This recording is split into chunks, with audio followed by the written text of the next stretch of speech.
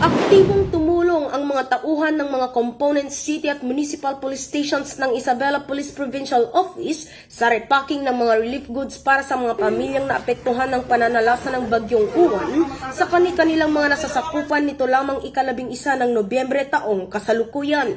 Sa kanilang pagtulong, ipinakita ng mga pulis ang tunay na diwa ng serbisyong may malasakit at paglilingkod sa mamamayan na hindi lamang nakatuon sa pagpapanatili ng kapayapaan at kaayusan, kundi maging sa pagtugon sa pangangailangan ng komunidad sa oras ng sakuna.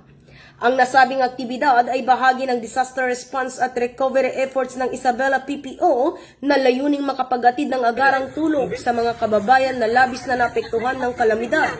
Sa pamamagitan ng pagtutulungan ng mga pulis at ng lokal na pamahalaan, muling naipadama ang espiritu ng bayanihan at pagkakaisa sa gitna ng pagsubok.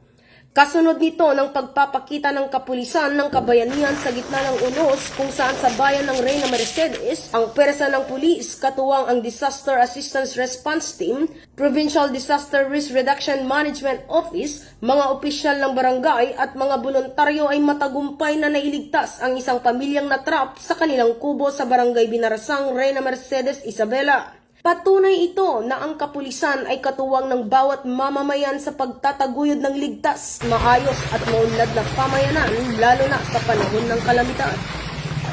Mula dito sa Lambak ng Cagayan, ako ang inyong Police News Network Correspondent, Patrolwoman Jerilyn Colico, alagad ng batas, tagataguyod ng balitang pulis.